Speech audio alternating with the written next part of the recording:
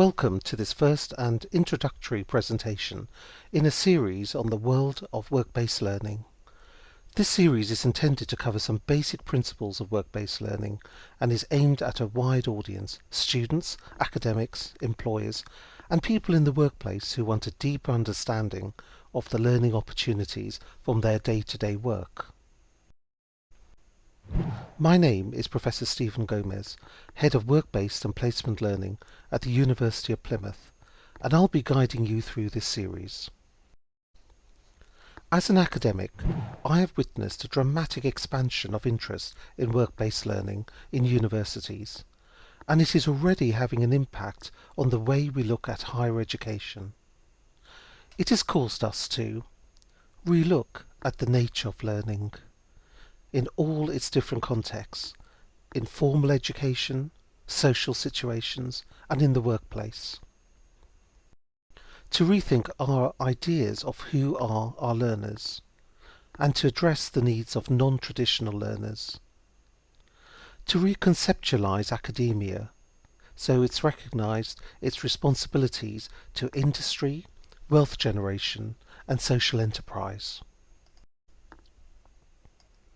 One reason for its rise in popularity is that work-based learning aligns with numerous high-priority activities in education, such as employability, student placements, employer-facing provision, work experience, flexible delivery, entrepreneurship, continuous professional development, lifelong learning, vocational programs and apprenticeships, volunteering, business development, being agile, social enterprise, and so many more.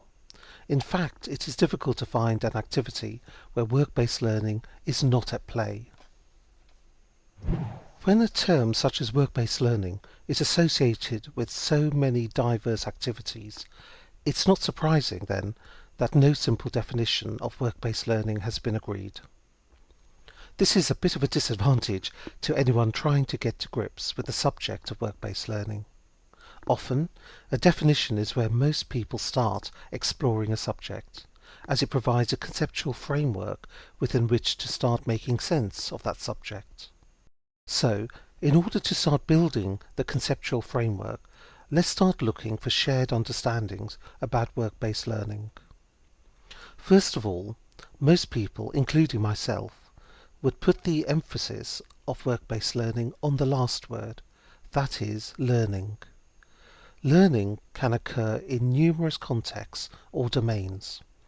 It can occur in formal settings, of course, such as schools, colleges, or in universities.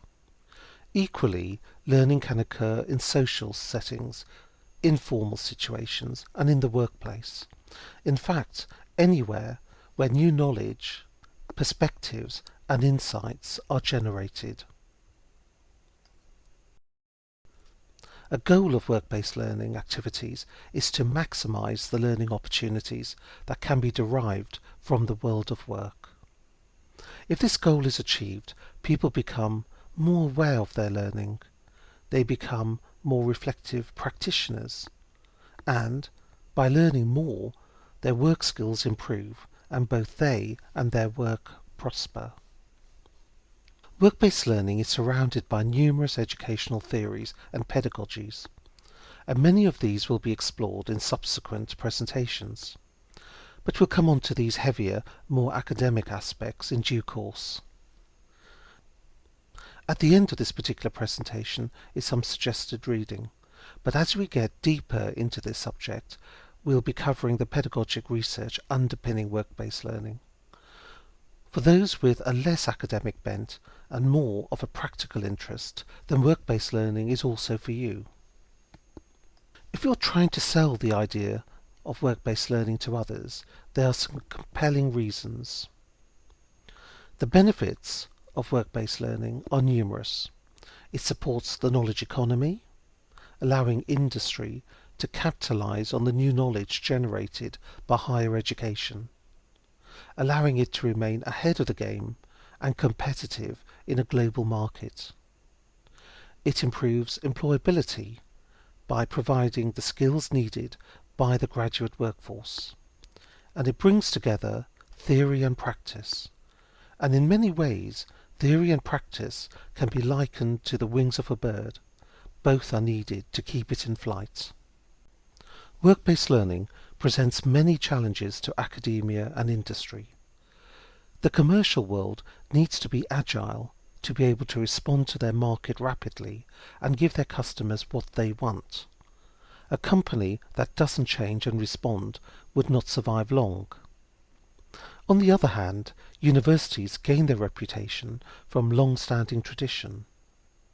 Academic procedures are renowned as being slow to change compared with industry. A major challenge, therefore, is how to make academia responsive to external drivers from industry and society, yet retain its reputation for quality assurance. In more recent times, government funding strategies for the growth of higher education have been dictated by issues around the relevance of its provision to the needs of employers and economic prosperity, both of which have an impact on the employability of students and how universities cater for the needs of part-time learners and learners in the workplace. It is within these contexts that work-based learning has expanded, and though, as mentioned earlier, work-based learning covers a multitude of activities, its current focus is on developing a workforce with the appropriate skills and knowledge to equip them for an ever-changing world of work. Although the workplace is largely accepted as a learning domain alongside formal education settings, this fact is not universally known or even accepted. One reason for this is that formal education, as occurs in school or university, is highly structured, and there are sophisticated processes in place to ensure that the teaching has been delivered to a particular standard, that learning has occurred and is demonstrable through varied types of assessment, and that the quality of teaching and learning has been assured, and that there have been equal opportunities of access to learning. In the less formal setting of the workplace, learning is less well structured, delivered and assessed. This does not mean that workplace learning is of low value, but what work-based learning can bring to industry are ways of making the learning more explicit and effective.